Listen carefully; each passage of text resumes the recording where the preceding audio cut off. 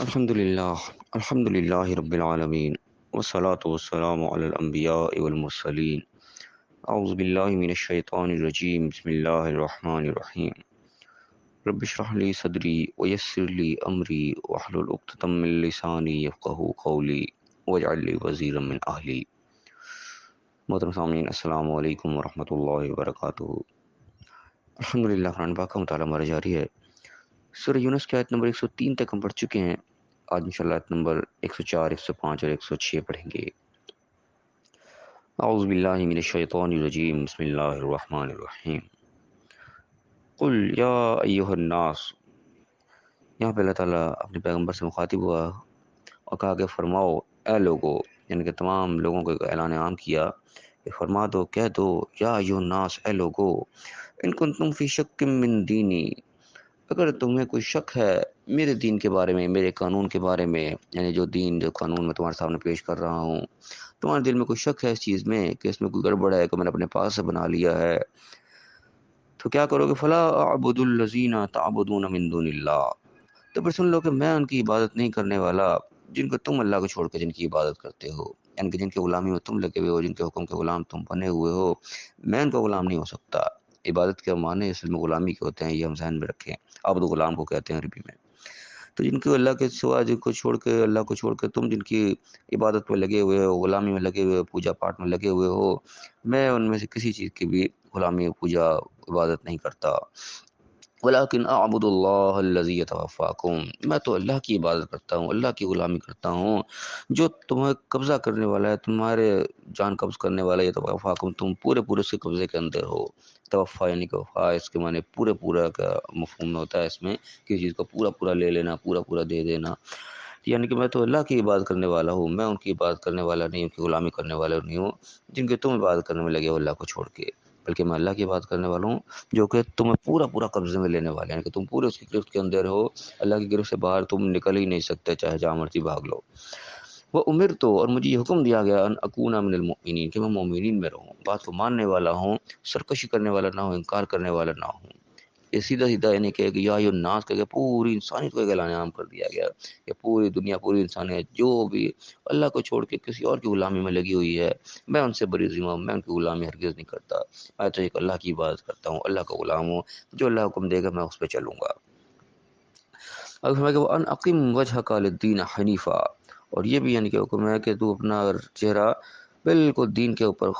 یکسو ہو کر ادھر اپنا فوکس اپنا رکھ، سیدھا اپنا جو ہے چہرہ اس طرف ہی رکھ، یعنی کہ جو دین اللہ کی طرف سے ملا ہے، جو قانون اللہ نے دیا ہے، اسی کے اوپر قائم رہنا ہے، اسی کے اوپر کاربند رہنا ہے، یہ حکم ہے۔ وَلَا تَكُونَنَّ مِنَ الْمُشْرِكِينَ، اور مجھے حکم ہوا ہے کہ تو مشرکوں میں سے نہ ہو جانا، یعنی کہ اگر اللہ کو چھوڑ کے کسی اور کی غلامی میں لگ جائیں گے، کسی اور کی عبادت میں لگ جائیں گے تو وہ شرک واقع ہو جائے گا، ہم سے مشرکوں میں سے ہو جائیں گے۔ جو حق اللہ کا تھا وہ اللہ کو چھوڑ کے ہم کسی اور کا حق دے دیں گے، یعنی کہ موقع پہ حکم مجھے اللہ نے دیا کہ اس موقع پہ تم نے یہ کرنا ہے، میں اس کو چھوڑ کے کسی اور کے پیچھے لگ گیا، چاہے اپنی خواہش کے پیچھے لگ گیا، چاہے اپنے کسی بڑے کے پیچھے لگ گیا، کسی چھوٹے کے پیچھے لگ گیا، کسی رشتہ دار کے پیچھے لگ گیا، میں نے اللہ کے حکم کو ویسے پوچھ ڈالا اور اس کے حکم کو آگے لے آیا، تو یہ اللہ کا حق تھا اصل میں، جو میں نے کسی اور کو دے دیا۔ یہ چاہتے نہ چاہتے ہوئے کسی نہ کسی درجے میں اللہ تعالیٰ کو بتا رہا ہے کہ مشرکین میں سے نہ ہو جائے، کہیں نہ کہیں شرک میں ٹچ ہو جاتی ہے آ کے یہ بات، اور یہ شرک ہم جانتے ہیں کہ انتہائی خطرناک چیز ہے، اب چاہے اس کی کوئی بھی قسم ہو، چھوٹا ہو بڑا ہو، بہرحال شرک خطرناک ضرور ہے،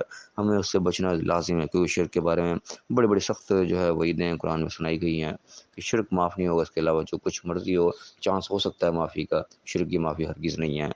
تو شرک کے ہر جو بھی کوئی ذرہ بھی ہمیں کہیں نظر آ رہا ہے، کہیں شبہ بھی پڑ رہا ہے، تو ہمارا کام ہے اس سے بچ جائیں۔ اب اس میں ایک اہم بات جو یہاں بیان ہو رہی ہوئی ہے کہ ہمیں اللہ کے سوا کسی اور کی غلامی نہیں کرنی، کسی اور کی عبادت نہیں کرنی، کسی کے اور کے حکم کو ہم نے نہیں ماننا، جہاں اللہ کا حکم ہمارے سامنے ہے، ہر صورت ہم نے اسی کو سامنے رکھنا ہے اگر ہم شرک سے بچنا چاہتے ہیں، ورنہ چاہتے نہ چاہتے کہیں نہ کہیں شرک میں ملوث ہو جائیں گے۔ اب ہمیں ولا تدع من دون اللہ ما لا ينفعك ولا يضرك، اور نہ پکارو اس کو، نہ دعا کرو اس سے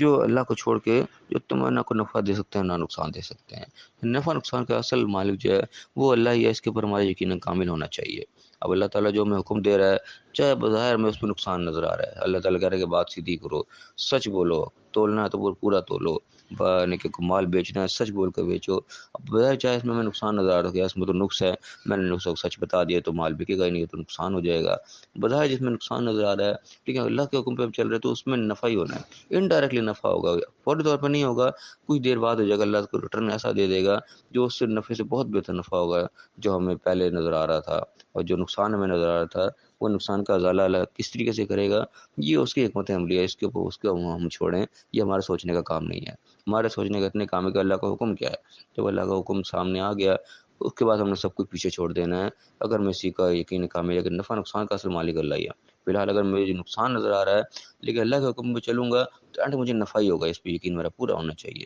دوسری طرف اگر مجھے کسی میں نفع نظر آ رہا ہے لیکن اللہ نے اس چیز کو روک رکھا ہے، دھوکہ نہیں دینا، کسی کو فراڈ نہیں کرنا ہے، دھوکہ فراڈ میں چاہے ہمیں بڑا نفع نظر آ رہا ہے کہ بھائی یہاں پہ بات گول مول کر جو اتنا فائدہ ہو جائے گا، سیدھی بات بتا لی تو یہ ہاتھ سے نکل جائے گا. اب ظاہر جو ہمیں وہ نظر آ رہا ہے کہ نفع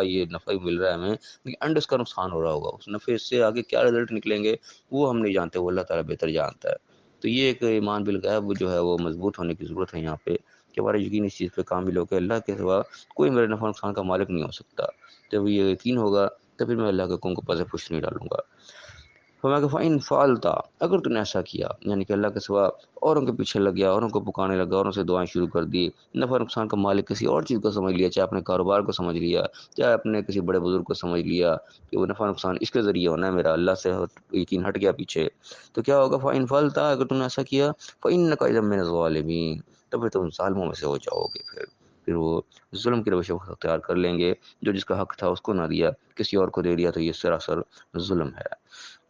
تو یہ سیدھی سیدھی باتیں ہیں، چھوٹی سی آیات ہیں یہاں پہ، فی الحال ہم اسی کو پڑھ کے ہم اکتفا کرتے ہیں. اس کے جو نتیجہ نظر آ رہا ہے اس کو ہم اخذ کریں کہ اللہ کی اہمیت کو ہم جانیں کہ اللہ تعالیٰ کے سوا کوئی نفع نقصان کا مالک نہیں ہے، اور جو اللہ نے ہمیں دین دیا ہے اس میں ہم کسی شک میں نہ پڑیں کہ اس دین تو مجھے نقصان ہو جائے گا، یہ دین تو مجھے دنیا میں برباد کرے گا. ایسی چیز نہیں ہونی چاہیے. جو اللہ کا قانون ہے وہ یقیناً انسانیت کے فائدے کے لیے ہے، اس میں فائدہ ہی ہے، دور فائدہ ہے، دنیا میں بھی فائدہ ہوگا اور آخرت میں بھی فائدہ ہوگا. بظاہر جو ہم جلد بازی کرتے ہیں، جھوٹ سچ بول دیتے ہیں، لوگوں کو دھوکہ فراڈ دے دیتے ہیں، یہ ہماری جلد بازی ہیں کہ ہمیں جلدی میں نفع نظر آ رہا ہوتا ہے کہ بس جھوٹ سچ بول دو یہاں پہ فائدہ حاصل ہو جائے گا، لیکن وہ اصل میں فائدہ نہیں ہوتا، اس کے کیا کیا نقصان ہونے ہوتے ہیں اس کو ہم دیکھ نہیں پاتے. وہ نقصان چاہے اگر ہماری اولاد کی صورت میں ہو رہا ہو، ہمارے آئندہ آنے والے وقت کی صورت میں آ رہا ہو، کسی بیماری کی صورت میں ہو رہا ہو، وہ کہیں نہ کہیں اس کا نقصان ہی ہوتا ہے، کیونکہ نفع نقصان کا مالک اللہ ہی ہے. جب اللہ کے حکم کے خلاف چلیں گے تو کوئی اور ہمیں کوئی نفع نہیں پہنچا سکتا، پھر اللہ کے حکم کے مطابق چلیں گے تو کوئی دوسرا ہمیں نقصان نہیں پہنچا سکتا ہے. اس پہ یقین ہمارا جو ہے